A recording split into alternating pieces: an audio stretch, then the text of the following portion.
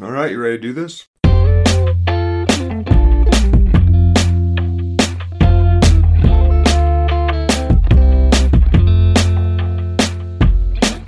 Hi, everyone. This is the Dr. Junkie Show. I'm Ben Boyce, addicted person, PhD, and citizen of the United States, a country that's currently in a bit of a spot, to say the least. We've had more mass shootings than days this year. Our stock market is currently falling like a rock, and cryptocurrencies are deflating even faster than the stock market. Meanwhile, the CDC is now estimating 109,000 people died from overdose last year, coinciding with a government crackdown on doctors who write prescriptions for opioids, which forced many users who'd been on steady pharmaceutical products for years back to the streets. I think all of these things are connected. And on today's episode, my partner, also Dr. Boyce, will join me to make some of those connections. I'll spare you the long intro, except to say that if you haven't listened in on a conversation between Erin and I before, it's fast, swervy, and we interrupt each other quite a bit. But it's not as haphazard as it might sound to people whose communication styles are calm or soft-spoken. We've been married for 15 years. And we've spent a lot of time learning how best to communicate with one another. It's fast, and you'll probably notice right away that we sort of bang heads and push back and forth in real time without much actual conflict. It's all in respect, and it's in the service of getting to the point, not telling one another that we're wrong, although that sometimes happens too. We'll cover a lot in this episode, including systems of capitalism in spaces that violate the rules, like this podcast. We'll also talk about the January 6th hearings and the insurrection that spurred them, mass shootings, social media, the art of self-deception, political polarization, long-term issues related to the COVID lockdowns, atheism, the idea of community in the digital era, and hopefully, in the meantime, we'll explain why all of these things are related. With that, I hope you enjoy this visit to our living room. You're back, Erin! Am I back? Hey, you're recording. You must be back. Welcome. I think we're recording what'll be episode 104, and you were supposed to be here for episode 100, and the world fell apart for a few minutes. So you were stuck in Nashville. You want to tell everyone what happened? Yeah, I mean, it was the end of the semester. Then, yes, went to a conference that was actually in Bowling Green, Kentucky. Nashville is the closest airport to Bowling Green. So I flew into Nashville. That was on Monday. On Tuesday, went to the conference. And Wednesday, one of the people in my group says that they don't feel very good. So we get them a COVID test, and they test positive for COVID. And then Thursday morning, I started not feeling well, and I tested positive for COVID. And since I was on a trip through my university, I was not allowed to travel for 5 days. It was quite an expense, and my university paid for it, which I'm grateful for because they told me I couldn't travel. So 5 days in Bowling Green, Kentucky in a hotel room by myself. Yeah, I'm glad I didn't go. I almost tagged along on this one. But it did bring up one of the differences we talk about on this show a lot. I talk about it. When you're here, we've talked about it too. Differences in wiring and how different people can use different drugs or have different experiences and totally have different responses. And I remember it had been like 4 or 5 days and I was starting to worry about your mental health. And I said something to you and you were like, oh no, I'm fine. It's actually been good. Like, I don't mind. And I was thinking if I was in that room, I would have been losing my shit, walking around the parking lot. You feeling good now though? Yeah, I'm feeling a lot better. Like you said, it wasn't that bad.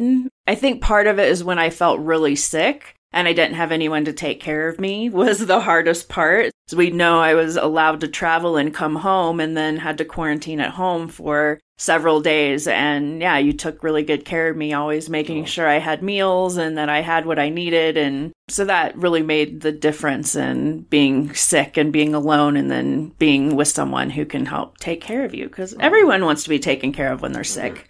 Well, so symptoms are gone and I'm feeling much better. Good. I'm glad. So now you're here and we're going to talk about something different than what we were going to talk about then, although it's really related. We watched the first night of the January 6th hearings a couple nights ago, and today we're going to talk about that, but we're also going to talk about these mass shootings that have been going on, and social media, and the COVID lockdown. I know these things might sound disparate, but I promise they're all going to be related by the end of this conversation. The people that seem to have lost their minds or become radicalized lately are often not under the impression that they're radicalized, and how you and I have run into situations where it's actually happening on both sides. I think that that's related to that long list of stuff I just said that we're hopefully going to weave together. And honestly, I think a lot of this has to do with why we're finally going to see things change with the war on drugs for the first time in 120 years. There's this sort of silver lining to this terrible place we seem to be in right now as a culture. We've been talking a lot just at home about clearly the mass shootings that have become a big news issue recently. It's not like they ever really go away anymore. We've been trying to look at this in context with the rest of the world, with everything else that's going on. We live in an individualistic culture. This isn't like Japan, where you really feel a sense of needing to take care of everyone else collectivist-wise. But we're like, you pull yourself up by the bootstraps in the U.S., you work your job and you take care of your family and pay your own way. All these, overarching themes we have. And that meant when we all went home, everybody started saying, oh man, what am I going to do for the next month or year? It turned out 2.5 years. And not very many of us were doing a lot of thinking about people around us. We weren't reaching out. This fell at the same time as the political bullshit sort of reached a crescendo, and people that had already been sort of bickering started bickering even more, and there were divides there. So at a time when we really would have needed our people in our circle more than ever before, unfortunately, a lot of us were yanked apart. But social media has shown up and really exploded in the last 5 years, right on time to screw everything up in replacement of these support groups. People that have not only been there when we're struggling and having a hard day, but they keep us in line. In other words, when we are spinning the hell out and saying something that almost sounds conspiratorial, they catch us on the second or third or fourth day that we say this new thing that we put together in our minds that sounds really wacky. And they get in our heads really early before we've spent weeks or months chewing on it and weaving it into our narrative of the world. And because of that, we usually soften up a little bit when we're just on a bananas fury. We've replaced those relationships with social media, and not just the same old, look at all my money, my adventure's better than yours, my vacation's so awesome, I'm always happy and you're not. That's the stuff we built the new social media on, but we've replaced it with fringy, I want the real news that they're not showing me on the mainstream. I don't trust the mainstream anyway, and it's actually happened on both sides. Well, it's become ideological in so many ways. I mean, you hear folks talking so often about how divided the country is. We're very split on these kind of ideological perspectives, that even talking about January 6th or mass shootings, right? That there's these very strong perspectives on both sides. Both sides believe that they're right, and there doesn't seem to be a middle ground. And I do think that has been highlighted and exacerbated by these deep dives that people take into social media, that then they're fed in their own kind of social silos, these same ideas, and they feel supported. They feel like they have a community. And community is important, particularly in these times, particularly when those connections reinforce what you already believe. You feel more connected and feel like you have a community. And it's harder to break that apart. That even, becoming atheist, how hard it was to break from the church. It wasn't hard to break from the religion. That part felt relatively easy once I reflected and realized in my own brain, common sense says this. And could take that with religion, but the thing that I missed and I still miss is a community. Like, I always knew there was someone I could go to. I knew I had support. I knew I had these connections with people that were meaningful. And that was the hardest part to give up. And so when we think about people in these ideological spaces, stepping out of those becomes even more hard, because it's not that you're giving up the ideology so much, but you're giving up the community. That's deep. So. Yeah, it's one of the other things I had on the list was capitalism via gun culture in this case. But I see gun culture just as one more iteration of RC racing car culture. When I say culture, I mean people that are into them and they go to the shows and they're collecting more than they could ever shoot in a single day, and they have tons of ammo stacked away. The reason that those things are so solidified is there's other people making a shit ton of money off of all the collectors and off of all the hunters and off of all the shooters. In capitalism, how can we expect incentivized people to ignore their incentives? Of course they have lobbyists. Of course they don't want new laws passed. But you're hitting this other thing, which is church is one of the very few spaces outside of capitalism. Actually, the closer you look, it operates on a very capitalistic framework. But yes, at face value, you show up without jack shit in your pocket, and people are usually there to help you, to get you connected, to have a network of friendship and social connections. And you're really right that that's something that's lacking. Now, where we used to get that was in our capitalistic circles. You go to work for 8 hours a day, and granted, you are ass deep in capitalism. You're working, literally selling your life by the hour for a certain amount of money. But the people that are there with you are not only talking about the job. You get there and you have all these other relationships, and sometimes you go out on the weekend. Hobbies, bars that some of us go to. You and I play poker from time to time, although a lot less since COVID struck. Geez, it's been a while. We're going to have to go find a game. Same sort of thing, right? You're in a capitalistic space, but you sometimes buy somebody a drink. You are doing something that is totally separated from what otherwise dictates our entire life. And when we came out of those circles and dove in, remember, Amazon exploded. Capitalism was like, well, it still works. Let's just all rack it up.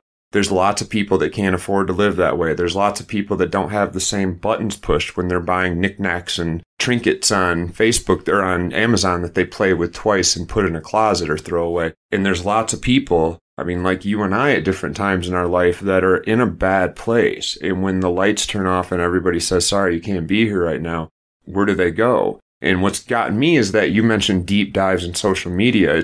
It's not deep dives anymore. We've moved. I'll play a clip of the ad that we just happened to see this morning. Hanks was rated one of the most conservative members in the State House. He says Joe Biden's election was a fraud. Hanks wants to ban all abortions, and he wants to build Trump's border wall. Hanks even sponsored a bill that would allow concealed carry with no permits.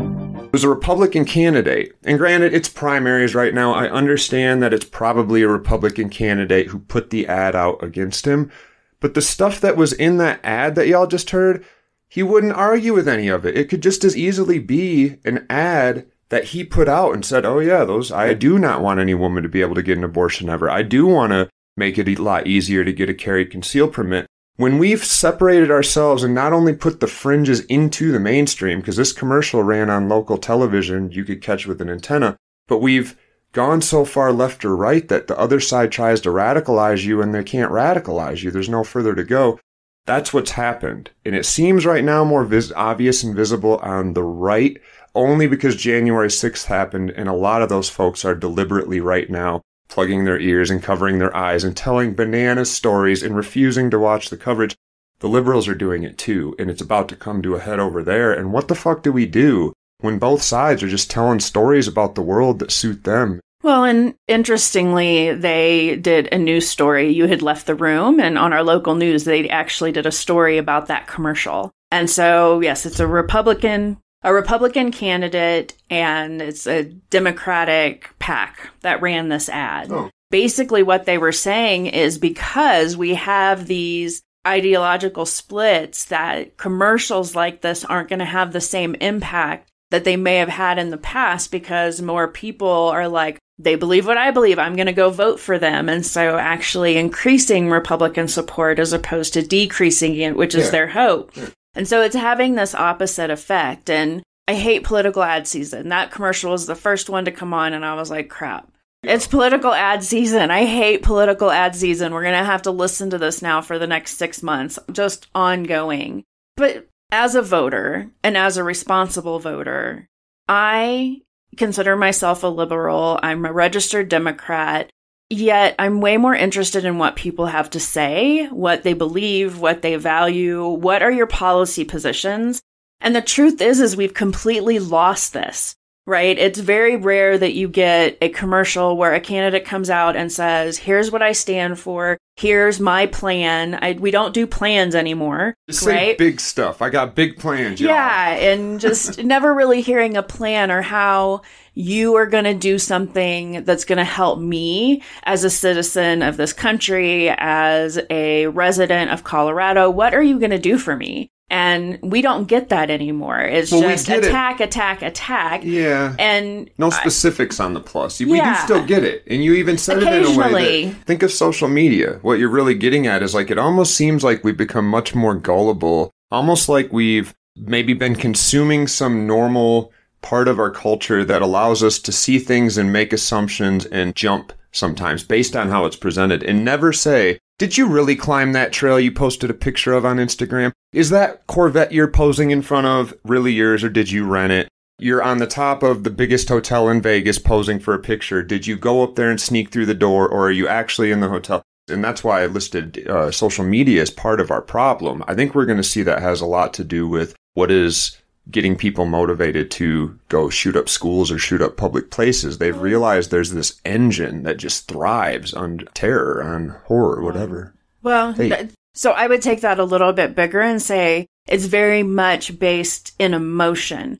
Social media, one of the things that social media has done and done really well is this idea of clickbait. Not social media itself, but the marketers on social media have learned how to get people to click on their stuff. And seeing a headline and being emotional about that headline and just getting pissed and never really taking the time to go see what was this really about. And often it's not, right? It's just about getting somebody to click on the story. And now that's what we're seeing in our political campaigns. Who has the best one-liner that can create an emotion that gets people angry or gets people excited? It's less about what are the rational, logical things that we can talk about and more about what emotion can I raise in you so that you lean my way or that you get so angry you do something stupid. Yeah. So I think it's so based in emotion, and we've learned how to, I think what I'm thinking is take advantage. That's not exactly the word, but that context that we're taking advantage of people's emotions so that people are constantly working within an emotional state. And when you're always that emotional, going to my mental health training, it's really hard to have your rational brain come in and slow that down. And it's a practice. Put in the effort to read the story, to really understand what's happening, to get the facts, to get the context before you make a decision and be ruled by your emotions. Our emotions are so strong and so high, and we're feeling them so much right now that we are starting to become unrational beings. And so when I think of mass shootings, I think if you're thinking extreme emotion, I don't know how much more extreme it would get, but what's weird is some of these are like really calculated, really grossly thought out. When I think of somebody in a room with kids that they've now murdered and then sitting in the room for an hour and continuing to think about perpetuating more murders, that's a symptom of having, as a culture, let somebody go so far beyond when somebody should have pulled them aside and figured out what we could do for them. Not do to them, because if the person hadn't died, of course we'd all want to do plenty of things to him, and we'd spend $1 million over the next year locking him in a hole, and many of us being annoyed that that's the worst we could do to him. But to actually start to prevent these things, we're going to have to start thinking an entire different way, and it has to do with using revenge-based punishment at most as a last resort and eventually shifting away from it entirely. If our justice system was built in a way that was forward-looking, we wouldn't need much justice. We would need a lot more focus on how to make sure we don't get situations where we then have to seek justice. Well, and that's creeped into everything. I keep hearing stories now. This kid was arrested. This kid was arrested with a plot to shoot up a school. So now our response is to go and arrest these kids, criminalize them, and cause more issues in their life rather than actually helping them. Whether they're charged or not, that's an experience they've had now. The police coming to their home, searching their home, putting them in handcuffs and taking them to jail. They have that. Or do we think that's going to make things better? We don't have a lot of information, and I think people are just kind of freaking out and don't know what to do. And I'll be honest, I don't know what the answer is, but when I think about this, I often go back to Dr. Travis Heath that you had on the show probably over a year ago now. During his TED Talk, that's what he talked about, is a kid who came in who was considering engaging in a mass shooting. And the work he said he did was reauthoring his relationship to guns, to masculinity. There are people doing this work and it's working. How do we replicate that? that when someone is in that desperate of a need, that we can recognize it. And then rather than punish or criminalize them, we get them to someone who can really help them.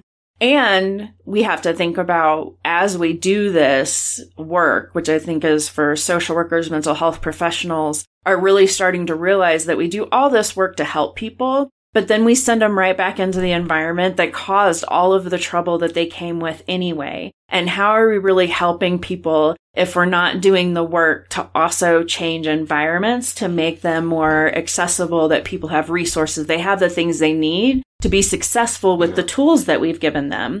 And yet our communities don't look like that. Our communities aren't prepared for healthy people to come into them and help them stay healthy. Yeah, we started by talking about we live in an individualistic oriented country, and the stuff we're talking about usually gets screamed down by people that are feeling nervous right now. It's socialism, right? How are you going to say we should be helping people? But when we lock people in a prison and pay for all their meals and all their medical care and all their clothes and all their showering and hygiene, all that stuff for the rest of their lives because we prevented spending a person that we're paying a salary to go do something. That's what I'm talking about, is actually something that fiscally works out in the end. But that individualism is why we're now seeing the response of like, well, then let's arrest some people, because we're thinking, I didn't do that. And if you're doing that, you're the bad guy. And we don't really make these connections to ourselves, our autonomous bodies, which sometimes for many of us seem really easy to keep in line. While these other people out doing drugs, how could you? We don't understand the difference in drives and needs and individual things that are going on. I see January 6th, which I sort of got added to the list because these hearings started. And I actually learned a little bit while it was going on. I texted conservative members of my family and said, are you watching this? And for that day in real time, and then for weeks in the future. And to this day, if I got them to talk about it at all, they don't want to. We're saying things like, yeah, it's Antifa. Our friends are there. Those are good people. They're not watching these hearings because they have Fox News and a million other stations they can tune into. And we've built that deliberately. This is that capitalism thing. We as a country have said, yes, we want that. We want that. We want more products. We want more products. And television is a medium, a way to communicate information, has exploded since you and I were kids. We used to get on our TV and turn a click, click, click dial and get lucky if out of 100 channels, less than that, I think there was 47 channels on VHFs and 13 maybe on UHFs on the top big dial. 2 of them might have come in. Maybe 7 if you were like on a lucky day. And there was not a lot of options, and producers of cinema, of media, had to follow consumer demand. Now, they still have to follow consumer demand, because if Fox News has half of its viewers tomorrow say fuck you and not tune in, you better believe they're going to change their programming overnight. They need viewers because they're not in the business of news. They're in the business of business. They just happen to sell a product that they somehow label news. This is called media literacy education. And those of us in college, especially my field, communication, have been screaming this for years. We've got to teach kids that are coming up, not just that cheeseburger that you see on TV, it's not going to look anything like that. But that it's not just the cheeseburger, and it's not just commercials, and it's not just the news where you learn stuff. It's cinema, it's movies, it's Saved by the Bell, it's the cartoons you watch in the morning where, guy. And I know they've gotten rid of a lot of this misogyny, but we grew up with every woman that went by who has a shape, we're supposed to ogle, and our eyes are supposed to pop out of our heads as men, with that competing against the message of respect women. And we all know which one won out. We live in a patriarchal, pretty misogynistic culture. I think all of those things play together in what we're really talking about, not just the mass shootings, but January 6th, the self-deceit about January 6th.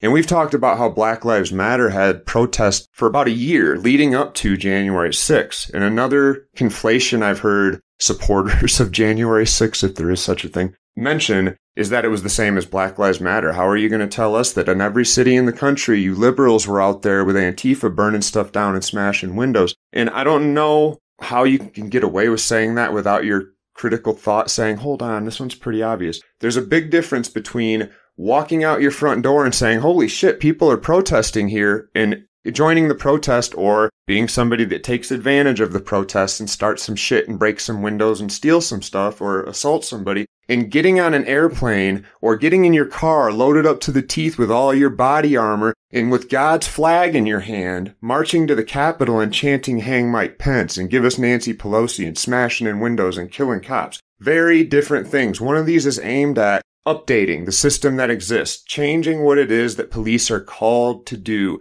making sure our law enforcement works differently.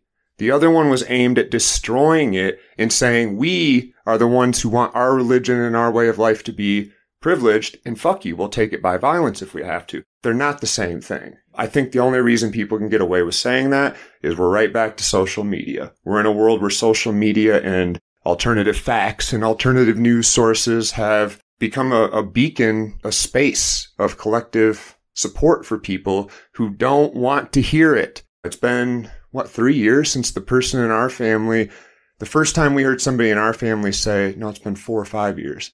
We asked something about, did you see the news last night? Something had happened. And they said, no, I don't watch the news.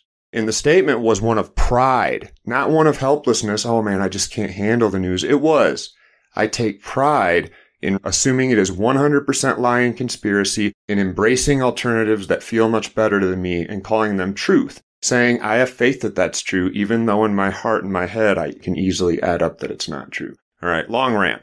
Anyway, social media, January 6th mass shootings, I think they're all being fueled by this same stewing of social media circles where you get to soak up what you want to soak up.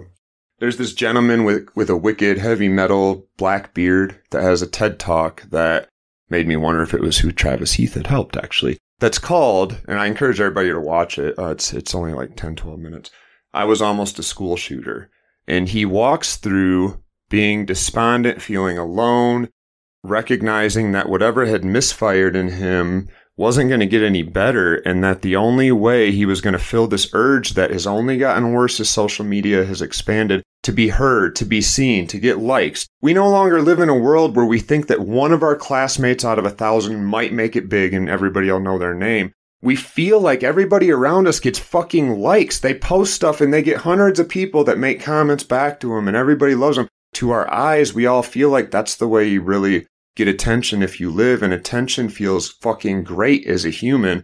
And I think that's a lot of what's fueling these extreme events. It's certainly what's fueling a lot of folks. Marjorie Taylor Greene yesterday introduced what she called new evidence that the January 6th insurrection was actually Nancy Pelosi's fault because she's the one that's in charge of security at the Capitol, not Trump. You know, there's some very interesting facts that came out today, as a matter of fact, reporting on the failure of this chamber, this Capitol to be secured. And I want to tell you something. On January 6th, I was a brand new member of Congress. What amazes me is the overwhelming amount of evidence that the National Guard was requested to be here, and it was continuously turned down. And the biggest shocker to me is that there's three people that turned it down.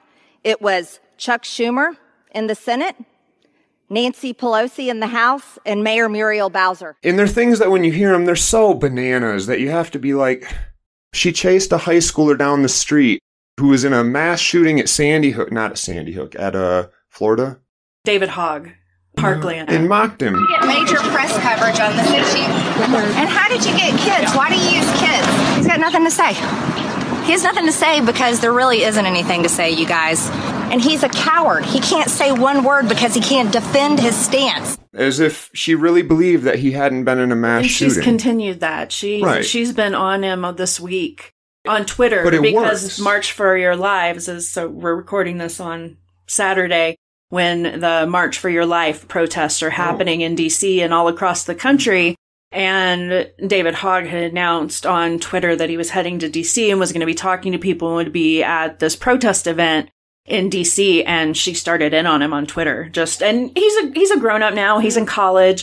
But again, her behavior just continues. And I do think that partially is where I was going to go, or at least you ended up where I was going to go. Let me say, I believe in free speech. Yeah, me too. But we are in a time where many people can say whatever they want to, and they have the right to do that.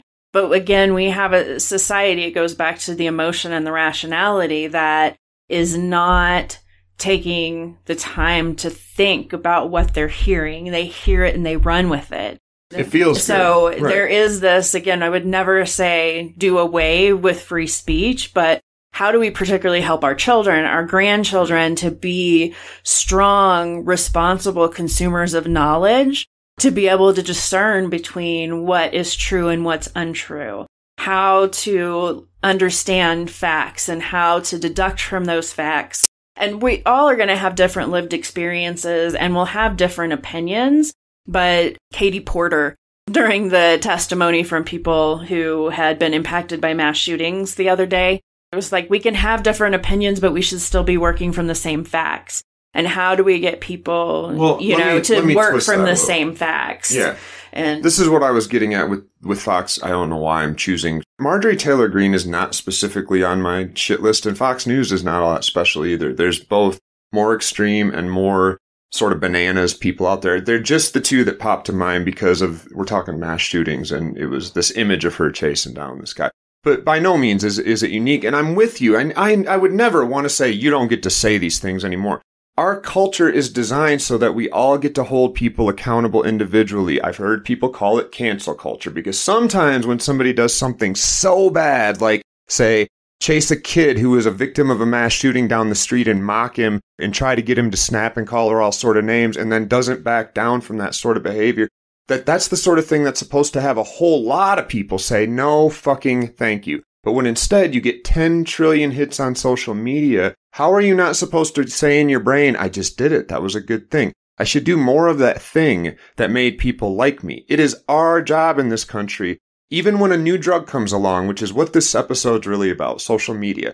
It's a new form that exploded along with all the other media that already existed, and we were not prepared for it. And the last thing we need to do now is start regulating free speech in weird ways. We've got to, just like we should have done with all drugs from the get, got control of our fucking selves and been responsible big boys and girls.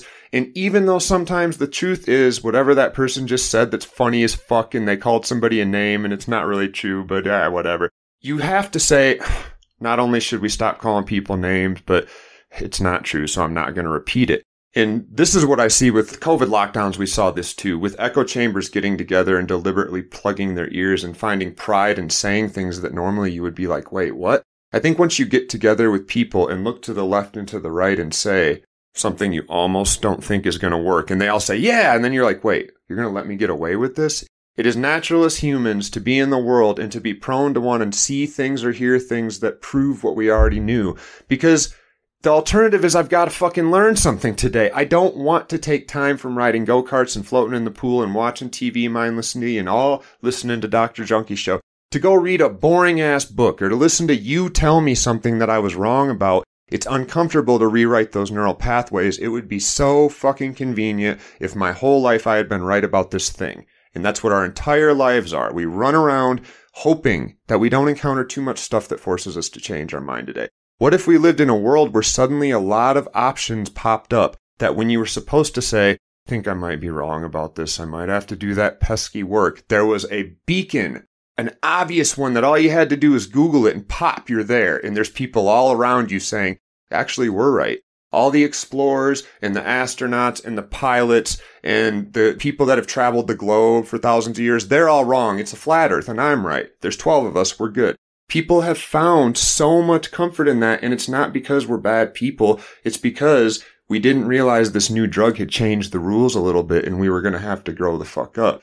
So what I started by saying, I think this might end with some drug policy change. I think as we work through free speech, we're going to realize that formula is exactly the map, the framework that we should be applying to all things that are vices that can get us in big fucking trouble if we're not careful. If we regulate it outright, we run into all sorts of additional issues that look very much like fascism. If we give people the help they need, it not only is cheaper, but we end up looking a lot better to the rest of the world. It's less violence and conflict. People get along more. There's more spending. Two things I want to say with that. One is, you're right. Maybe there could be some change to drug policy. One of the things I heard a Republican senator, I don't remember which one right now, but I was listening I saw a clip from a press conference the other day, and his comment was, we can't do prohibition because we know prohibition never works. And I'm like, you're talking out both sides of your mouth, because you would then be a strong proponent of drug prohibition, right? The cognitive dissonance that should be happening in a person's brain is not happening. Yeah. Right. And that goes to my second point, which is really kind of where you started that last piece about accountability, holding each other accountable.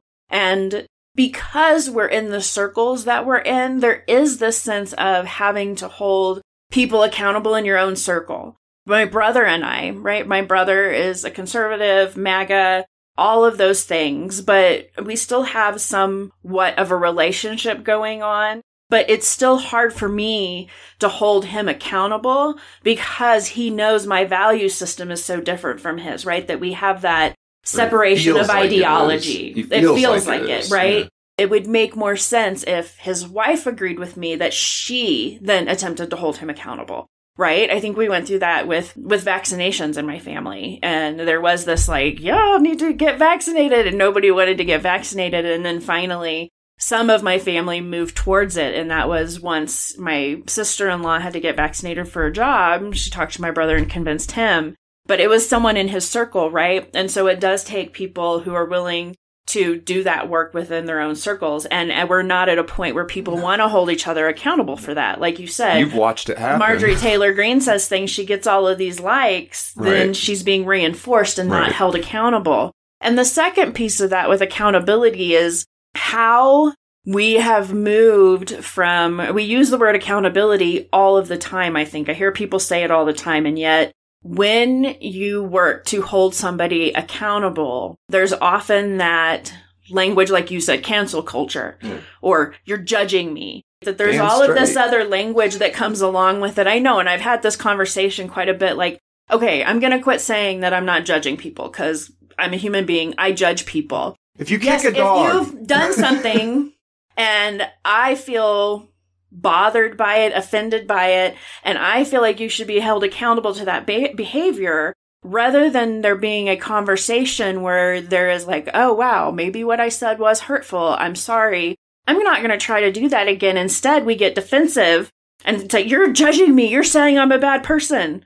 I never said that. This is what, right? But it goes to the shame and the guilt and all of these different things. It's really, really hard to hold people accountable because they get so offended and so defensive when you try to have those conversations.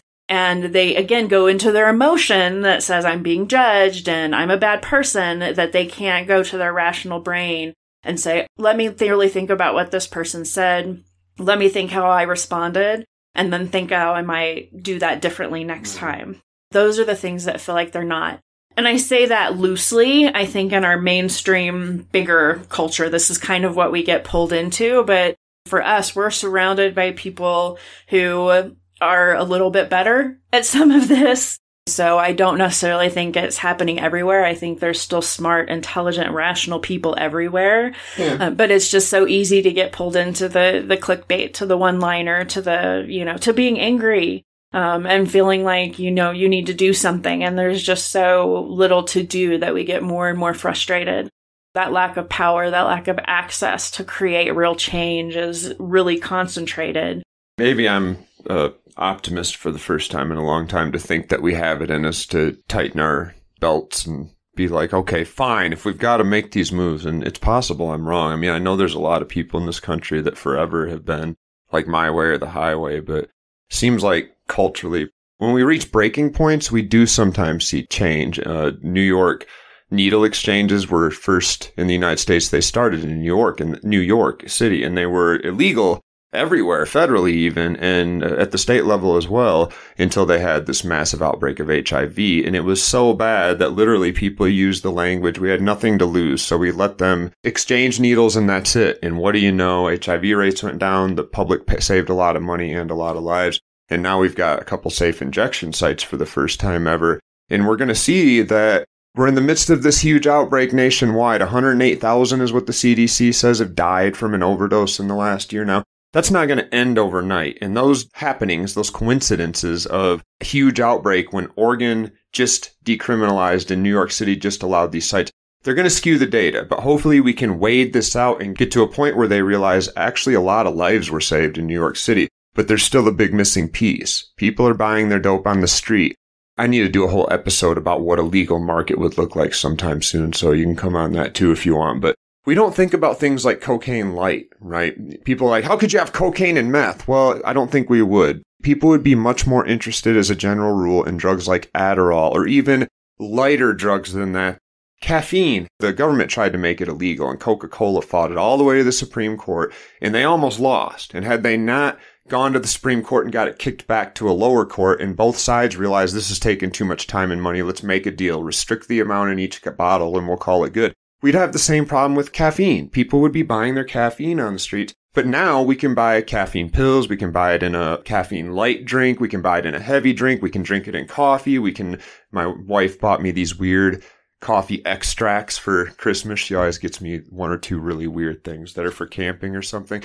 We've got all this stuff. It's all labeled. We got the milligrams and people seldom overdose. They still do, but they seldom overdose and die from caffeine. I don't know. I think we're moving towards a market where social media might be a big part of that too. The message I'm putting out there didn't used to be as popular as it is, but people nowadays can stumble into conversations where they hear people say with a straight face, like, we've got to actually legalize and regulate all drugs to get people off drugs, to get people using less potent drugs. It's never the things people are afraid of. Well, we don't want people using more drugs, then we should legalize and regulate them. Well, we don't want people injecting, we prefer they take pills, then we should legalize and regulate drugs.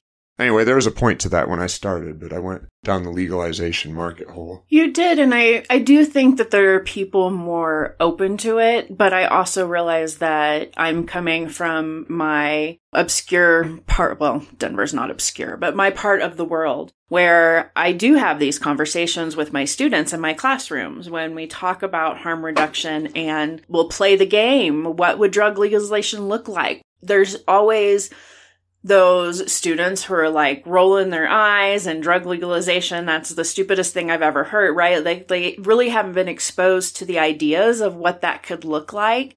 And always by the end of those classes, I have a couple of students who are like, I've never thought about it that way. It makes so much sense. We could save lives doing it. Like, and again, that goes back to what I was saying, like, how do we create a society where people's minds are open to new ideas and new ways of doing things? And I've talked to you about this quite a bit. We got into it in a gun debate the other day when I'm like, this idea of our imagination, some things are so ingrained, so part of who we are that we can't imagine our way out of what exists and how it could look different. And I'm just as guilty as everyone else, but a challenge, right? To think, I know you're like, we shouldn't have any guns. And I'm like, but could I imagine a world without guns? It's really hard because there's so many guns, right? That a world like that couldn't exist. And yet I like to go into my imagination and wonder, what would a society look like where people were communal, where they cared about their neighbor, where they gave a fuck about the person who lived across the street? This is what we're talking about, by the way. Like, you're 1,000 years ahead. We would first have to build at the ground level a culture where when somebody feels like they need to use drugs, the last thing we would do is ever lock them up. And we would go out of our way to make sure, because we love and care about them as humans, that they have a safe spot to get their drugs. If they need some help, they have a place to. Anybody that's at the point of committing any crime, we would in our hearts feel like, oh no, we failed. We've been dealing with a friend of mine who was sentenced to life in prison at 16 years old for a murder. It was life without parole at 16. Supreme Court has now ruled that you can't do that. It's cruel and unusual punishment to sentence a kid or anybody under 18 to life without parole. So now he's going to get his day back in court to be resentenced, and he's busted his ass. He's cleaned things up. He was so traumatized before this started. The story is heartbreaking. It's not hard to understand. Well, of course, if you put a human being in that situation, they end up really wired up in a way that makes things like this happen. He's finished courses, or he got a degree a couple weeks ago. And I saw stories on the news. It wasn't just one. I bumped into one, but there's plenty. And there's blogs online that are all devoted to keeping him locked the fuck up forever. And he's been in prison. He's 44 years old now. He's been in prison for 30 fucking years. We would have to live in a world where when whatever happened that landed him in prison happened, we all felt like we had totally failed. We had totally failed that kid because I went to school with him and he was failed. So I think we're on the same page. I think that world also includes a lot of other changes that we're talking about today, such as when a political figure gets up and starts calling people names or saying things that aren't entirely true because it makes them look better. we love it, but we say, ooh, I can't have too much of this because I have a problem with sugar, and I get a headache the next morning. We recognize it's a drug, and we regulate our intake deliberately, and we make sure that we're operating out of empathy, because eventually we're going to be on the other side of that stick, or somebody we know is. I think about Trump and January 6th, right? And the information that we got just in this first hearing, and I think they have 6 or 7 planned over the next couple of weeks. But the idea that he kind of he's Trump. I guess I'm just going to say it that way. And he has his own ideas. And there were some things that were ridiculous that people were like, come on, you can't do that. Like, dropping bombs on Mexico and shit like that, and throwing a nuke into a hurricane, right? That people were like, you gotta read more than the headline. Right? But then during COVID, he got up and talked about, shining lights up our ass and drinking bleach, and nobody in those moments held him accountable. And so there were so many times he said and did things in which there was a lack of accountability, or that people praised his lies and his behavior and the things that he did. And then when it came to January 6th, that was some of the information we got, particularly I believe that Liz Cheney produced and introduced, was all of these people who were texting and saying, we've got to stop him. Maybe it's 25th Amendment time. But without, again, that idea of we enabled this. This has been enabled because we never held him accountable to his behavior. And now he thinks he can kind of just do what he wants. And now you're trying to get a hold of him. Luckily, it didn't succeed, but I'm wondering and that, again, I'm like, these folks were organized, but not as organized as they could be. And if they learned anything from this, it's going to be how to be better organizers. And that's scary as fuck. Maybe, but what's scary as fuck to me is what's it look like when it's Democrats breaking into the Capitol? Because one thing we finally learned, and this is what I saw January 6th as, that faulty, you guys are going to play by new rules and come out in the streets and break windows and get in the police's face and call them murderers and carry your Black Lives Matter sign. Watch, we'll go deploy the same tricks. We didn't think that was in the playbook. And then along comes Mitch McConnell playing games with the Supreme Court, and he does this inconsistent thing where there's like 5 minutes left in Trump's presidency, and he stuffs one through, and there's a year left in Barack Obama's, and he steals that one, and we let it go. But I'm thinking that what we'll see now is Democrats start to say, and we've already heard it, the woman we watch who is always getting into it with Chris Christie. Donna Brazile. Donna Brazile was sort of talking about this same thing, that if we don't get things under control, both sides are going to start playing by the same rules. And liberals have done a really good job of reining in, not all of us by any means, but a lot of us have done our best to rein in things. I think we that have better overreaches. Practices of accountability on the Democratic side, to be honest. I don't right think now, we're perfect at it. Not much. But I do think we have a little bit stronger sense of accountability to one another. To one another, maybe. And but that's I don't not know the that solution. translates. No, and I agree. And there's something important to being consistent. And I think any attack on our Capitol is not okay. Yeah, but on that, no. But then I go to think, yes, like what if, some of these laws pass? What if Roe v. Wade is overturned and there is a lack of access to not just abortion, but reproductive health care across the country? And there's other laws that could go into effect and other things that they could decide on in this coming, I think within like 2 weeks, they're supposed to release a whole bunch of decisions, and some things feel like they're being undone. And this is not a justification, but just as if things continue and rights continue to be stripped away, you're right. I could see it being, Democrats next time. And then how do you feel about that as a liberal, as a Democrat? Do you support your party? No, or do you condemn them in the same way? Yeah. And no, I'm saying with consistency, we would condemn them in the same way. Yeah, I'd be pissed off in the same way. And not only that, I'd be like, look, I think we need another party. The media education we're talking about, it's happening even with the January 6th hearings. We're watching a police officer who's a woman who was knocked backward, hit her head on the stairs and concussed, and then they cut the video off because that's when the insurrectionists breached. They pushed her in, and when they pushed back against they were bike racks, but they looked like barricades. They knocked her head on the ground, and a bunch of them rushed past her, and they cut the camera off before one of them, wearing a MAGA hat, a young white guy, runs over and helps her up and puts his arm around her and tries to get her out of the way of everyone else. Not showing that next 1 second of the footage means somebody watching those hearings said, you know what, fuck this. They're being too biased for me. That's what I think is going to be part of this rethinking. And it sucks because when you take the moral high ground, when everybody else seems to be just like throwing shit and literally smearing shit on the Capitol walls, right? Hang Mike Pence. It sometimes gets your head beat in. And that's what seems to be happening with the rights you're talking about. I'm not a politician. I don't have the answer, but I do know this country. I know Martin Luther King Jr.'s moral arc looks more like a hanger that's been hit with a hammer at various times and just bends and bounces all over the place. It doesn't go one way, but I have faith in this country. I mean, we still have a constitution that women don't fucking exist in deliberately and that black people are 3/5 of a human. The fact that we've managed to get through 200 plus years and we're still hammering it into shape and working out what for a lot of other countries, that would be it. There's something oddly beautiful about the fact that that's still the case. And if we throw it out someday, I'm totally fine with it. But I think there's ways to talk about this that recognizes why people have this holy lust for the Constitution and other holy books. The idea of being a constitutional wanting to conserve the Constitution. Sorry, told you I'm struggling with my words. It seems like so often, particularly with the Second Amendment, this idea that it is what it is and there isn't anything that can change it. And yet the Constitution was created as a malleable document that could be changed. We've added, 27 amendments? 33. But it's been changed. It's been made malleable in different ways and in certain ways over time. And the idea that it has to be conserved and it's as it is beyond me. I'm like, we're changing people and changing times.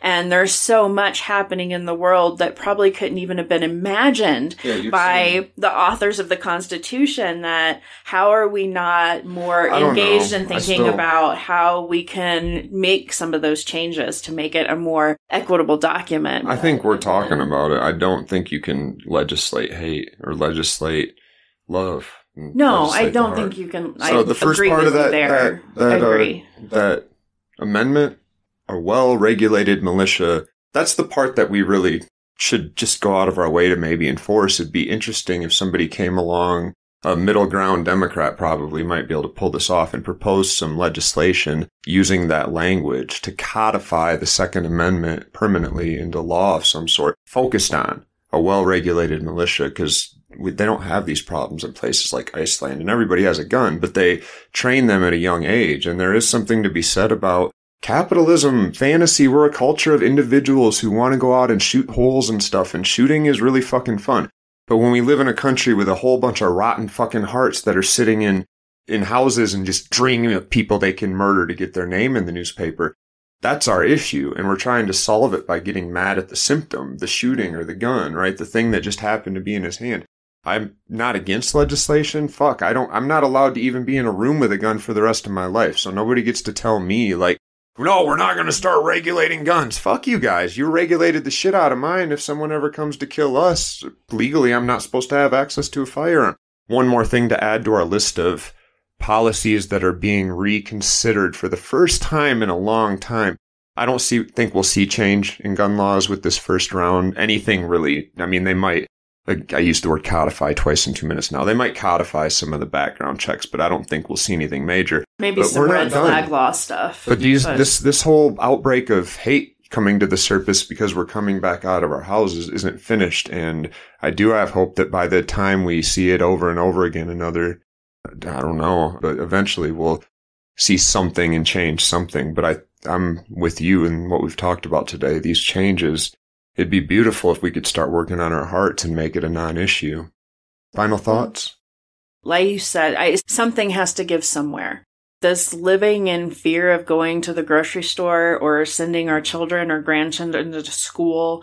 We work at schools that there is always this in the back of my head now, no matter where I go, to be vigilant, right? So there's a trauma we're experiencing, and I don't know what the fixes are, but it seems like after Sandy Hook, we could have done more. And after Parkland, we could have done more.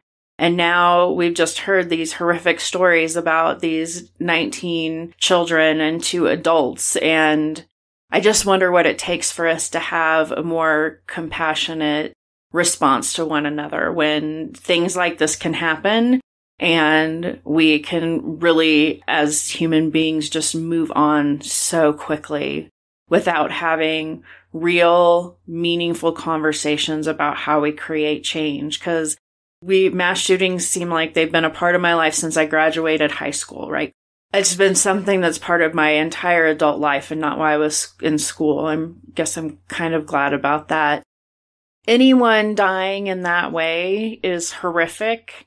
But when it's our babies who are covering themselves with blood and pretending to play dead to survive, laying among their dead classmates, and what else does it take to start to change people's hearts? What more do you need to think something needs to change? Whether that's policy and laws or thinking about how we communicate and engage with our neighbors. I don't know, but it doesn't feel like that's enough anymore for people to have our babies gunned down in their classrooms. No, all you need is love, and there's not enough of it going around. So, well, this seemed like a dreary episode, but I don't know. Hopefully we at least made some connections for some people to think about, and they got to sit in on another one of our head cracking sessions where we sit and iron sharpens iron, to borrow a Bible verse. So let me end with this. On a better note, one of the people I do a lot of reading from, is Mariama Kaba,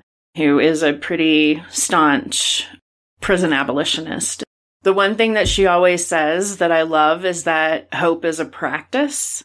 Hope isn't something you just have. You have to work at it, particularly in these days and these times. And so that would be my encouragement to listeners, is that things can feel really hopeless right now, but that you have to practice hope. You have to engage it. And so work on practicing that and knowing that there is optimism in the world. There are good things. Find your moments of joy so it's not always, ugh. I can live with that. Thanks for coming. Thanks for having me. That was Dr. Erin Boyce. If you want to hear more from her, or if you have any questions for our next Ask Me Anything episode, send them our way. I've also been thinking a lot lately about an episode devoted to the experiences people have with medication-assisted treatment, methadone or Suboxone. So if you or anyone you know have stories to share, either anonymously or otherwise, please reach out. Love yourselves and the addicted people in your life. I'm Ben Boyce.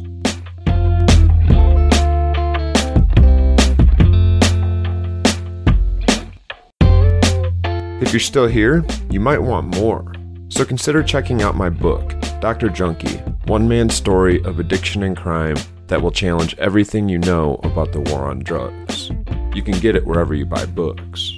If you want to know what the world would look like if drugs were legal, or why we develop tolerance and sensitization to drugs when we take them for extended periods, or if you just want to know why I went to prison, check out the book.